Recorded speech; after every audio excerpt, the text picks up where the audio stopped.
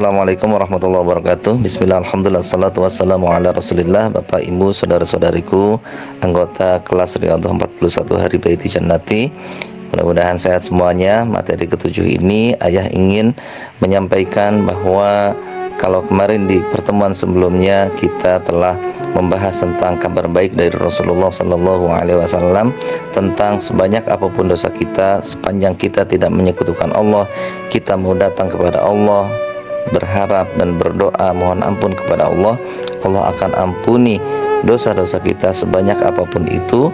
Bahkan Allah tidak peduli dengan jumlah dosa kita, Allah akan ampuni semuanya, insya Allah.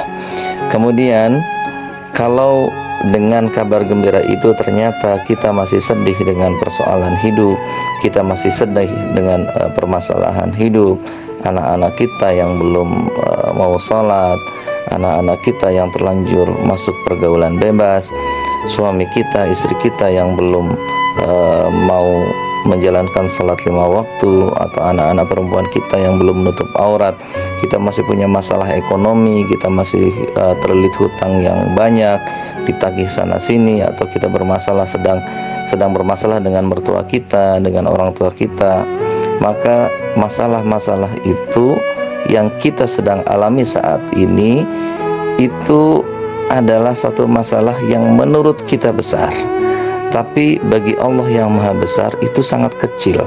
Bahkan Allah sendiri telah memberikan statement di dalam Al-Quran, i'lamu annamal hayatud dunya la'ibun walahun.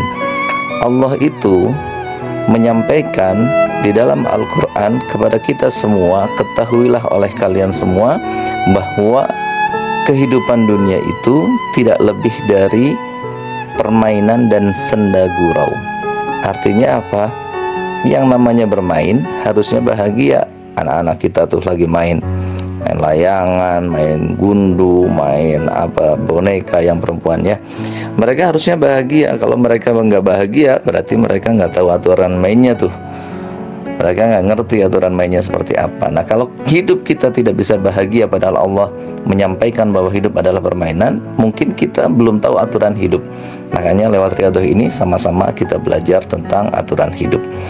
Kemudian yang kedua, hidup ini adalah senda gurau. Senda gurau itu apa? Bercanda gitu. Jadi kalau kita sedang dikerjain sama teman kita, kemudian kita sedih, misal kita dituduh ngambil uang, kita sedih betul ya, ya Allah saya nggak ngambil, dituduh ngambil. Kemudian teman-teman kita kumpul mendekati kita, kemudian mereka sama-sama bilang bercanda. Loh, ternyata semuanya cuma bercanda doang. Maka segala keluh kesah kita, segala kekhawatiran dan ketakutan kita akan hilang seketika, karena kita tahu, kita sadar bahwa oh ternyata itu bercanda.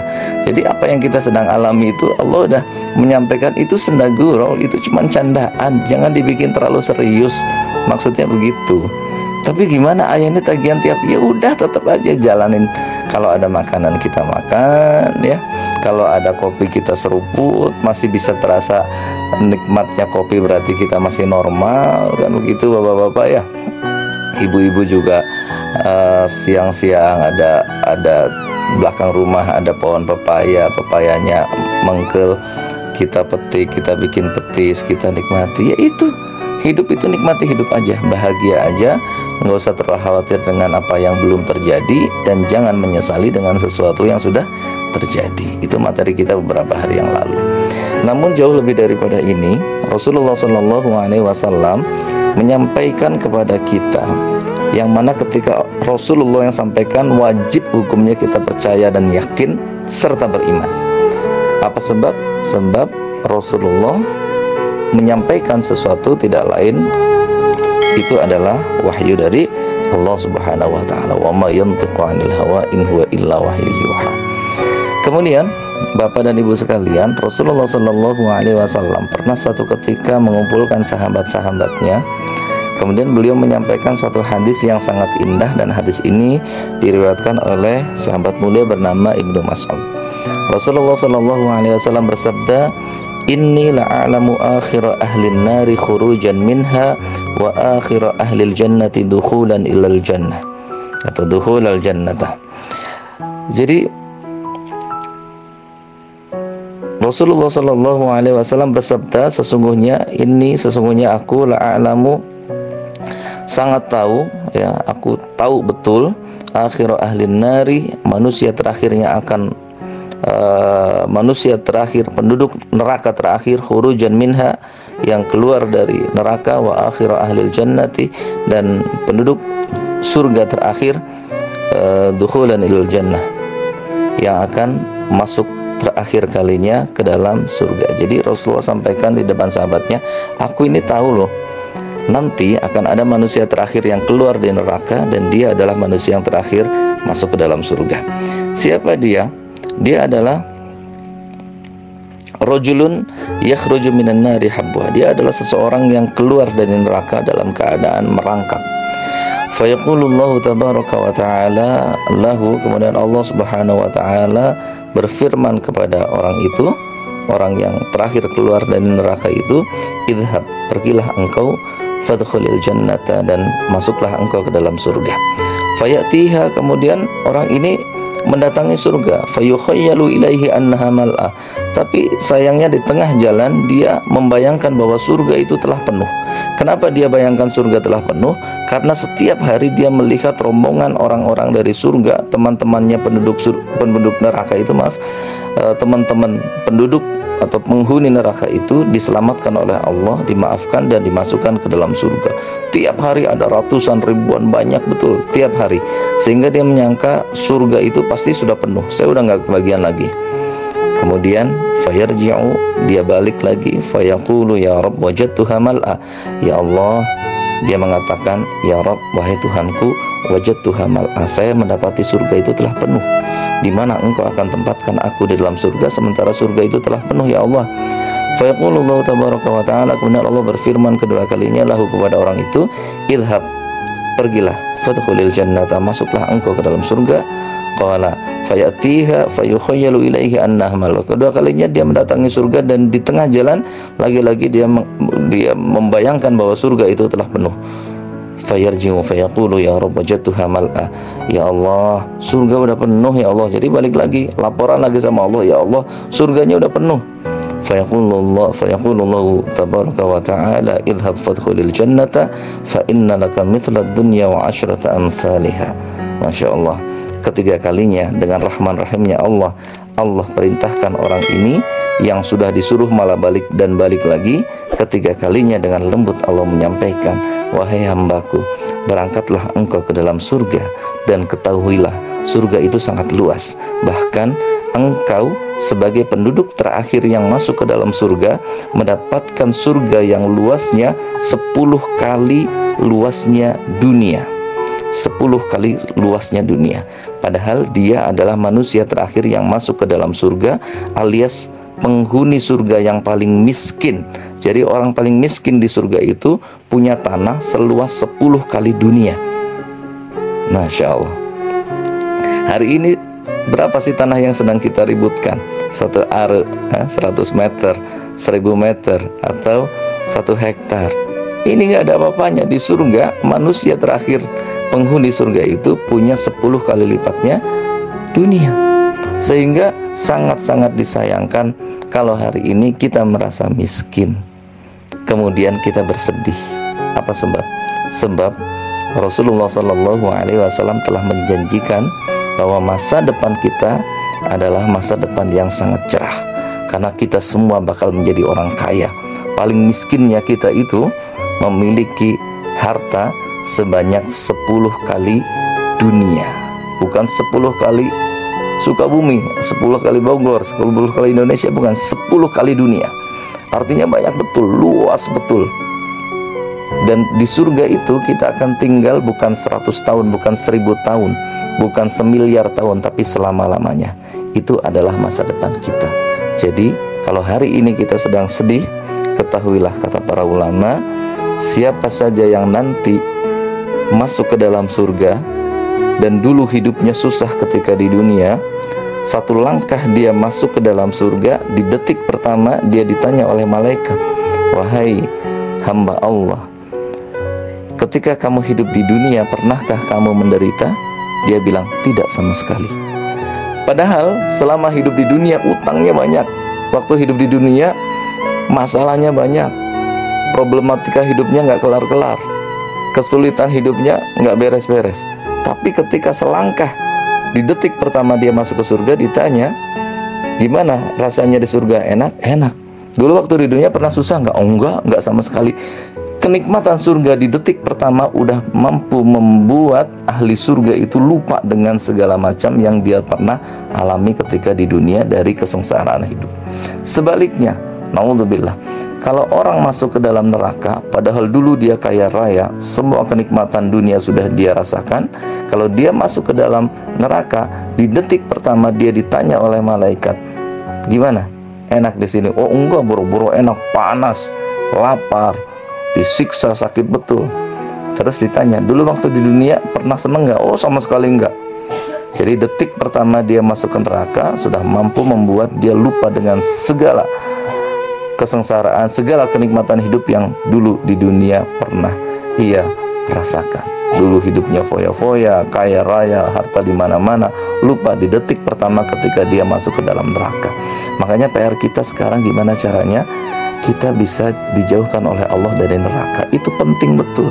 Tapi rata-rata doa kita itu, ya Allah lunasi hutang saya, lunasi hutang saya. Kita jarang doa Allahumma ajirna minan nar, Allahumma ajirna minan nar. Kita jarang. Selalu doa kita orientasinya, selalu doa kita itu prioritasnya atau yang diutamakan adalah urusan dunia. Ya Allah, mudah-mudahan ini kontrakan kebeli, ya Allah. Ya Allah, mudah-mudahan si AA sedang kuliah ada biayanya, yang sedang sekolah SPP-nya kebayar, yang mau study tour mudah-mudahan ada biayanya. Selalu dunia terus yang kita boleh minta dunia itu boleh, bahkan minta yang terbaik tentang dunia boleh, tapi jangan sampai kita lupa untuk tidak minta kepentingan kita untuk akhirat kita kepada Allah Subhanahu wa Ta'ala. Jadi intinya apa ya? Intinya, seberat apapun masalah yang sedang kita alami hari ini, ketahuilah bahwa masa depan kita adalah surga. Segelap apapun persoalan hidup yang saat ini sedang kita arungi, ketahuilah bahwa masa depan kita cerah. Apa sebab? Sebab kalaulah Allah takdirkan kita menjadi manusia terakhir yang masuk ke dalam surga, naudzubillah ya, jangan sampai. Berarti kan mampir di neraka dulu tuh. Naudzubillah, kita nggak mau meskipun sedetik mampir ke dalam neraka. Mudah-mudahan langsung kita masuk ke dalam surga, berjumpa dengan Rasulullah Sallallahu Alaihi Wasallam. Nah, itu masa depan kita tuh. Apalagi kalau kita tidak menjadi manusia terakhir masuk dalam surga, pasti kekayaan kita jauh lebih banyak daripada orang yang terakhir masuk ke dalam surga. Makanya disebutkan ketika orang itu dikasih tahu oleh Allah bahwa dia itu berhak atas 10 kali lipat kekayaan dunia, dia kemudian mempertanyakan, ini benar apa enggak, bercanda enggak nih Allah nih. Kemudian dia mengatakan, fayaqul ya Rabb, kemudian dia mengatakan, wahai Tuhanku, atas kharubi, apakah engkau itu sedang sedang meledek saya? Wa antal malik, sedangkan engkau adalah raja, engkau adalah Tuhan, kenapa engkau ngeledek saya ya Allah?